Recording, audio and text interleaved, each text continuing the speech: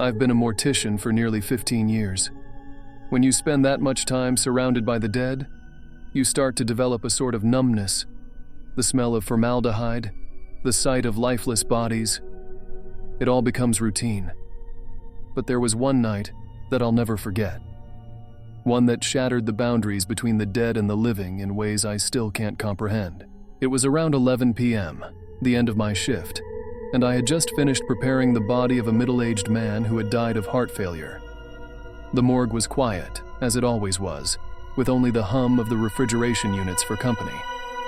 My assistant had already gone home, so it was just me and the rows of cadavers lined up in their compartments.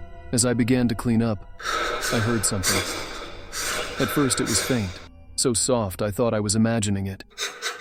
It was a whisper, low and unintelligible, like someone speaking from far away. I stopped what I was doing and listened more intently. The whispering continued, growing slightly louder, but I still couldn't make out the words. "Hello?" I called out, feeling foolish. There was no one else in the morgue except for me. The sound stopped immediately, replaced by the familiar hum of the refrigeration units. I shook my head and went back to work, trying to dismiss it as my mind playing tricks on me after a long shift.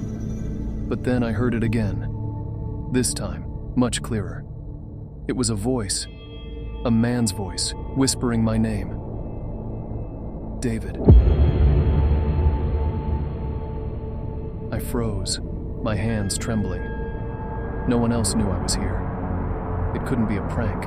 No one would go that far in a place like this. I slowly turned towards the row of bodies, feeling a growing sense of dread. The voice seemed to be coming from there. I stepped closer to the wall of compartments, my heart pounding in my chest. I knew I shouldn't, but I felt compelled to open one of the drawers. My fingers hesitated over the handle before I finally pulled it out. There lay the body of Mr. Johnson, the man I had just prepared. His face was pale, lifeless, and his eyes were closed. There was no movement, no sign of life. I exhaled sharply, relieved, but still uneasy. I slid the drawer back in and turned to leave, but then I heard it again, whispering, louder this time. "David, please." It was unmistakable now. I wasn't imagining it. The voice was coming from Mr. Johnson's drawer. I panicked, grabbing the handle and pulling the drawer out again. This time, though, as I did, his eyes were wide open, staring right at me. I gasped and stumbled back, nearly falling over. His lips began to move. "Please, let me go," he whispered, his voice rasping and desperate. I was frozen in place, horror gripping every part of me. Mr. Johnson's eyes locked with mine, pleading, and I could barely think straight. How was this happening? He was dead. I had confirmed it myself.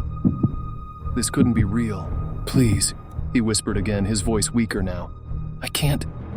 Stay here." Terrified but feeling some strange compulsion to help, I backed away and grabbed the body bag from the table. I didn't know what I was doing, but something deep inside told me that I had to get him out of there. I couldn't explain it, but I felt like I was doing the right thing. I approached his body again, unzipping the bag and preparing to lift him inside. But as I leaned down, I felt a sudden, freezing cold hand grab my wrist. I looked down and saw that Mr. Johnson's hand had moved, and now it clutched me with a terrifying strength. "You'll stay with me," his voice whispered. But this time it wasn't pleading, it was menacing.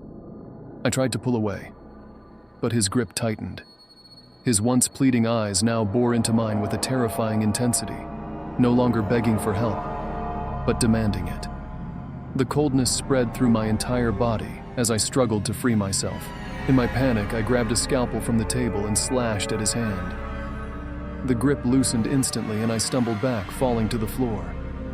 The whispering stopped, and the morgue was deathly quiet once again. I stood up, my breath ragged, and looked back at Mr. Johnson's body. His eyes were closed again, his face as lifeless as it had been before. I didn't know what had just happened, and I didn't want to find out. I quickly sealed the body bag and shoved the drawer back in, locking it shut. Shaken, I grabbed my things and left the morgue in a hurry, not looking back even once. The next morning, I was called into the hospital administrator's office. I was expecting to be reprimanded for leaving early, but instead I was met with an even more chilling revelation. "David," the administrator said with a concerned look, "we had a mix-up last night. Mr. Johnson, he was sent to another facility earlier in the evening. His body was never in the morgue. In fact, you didn't have any bodies assigned to you after 10 p.m.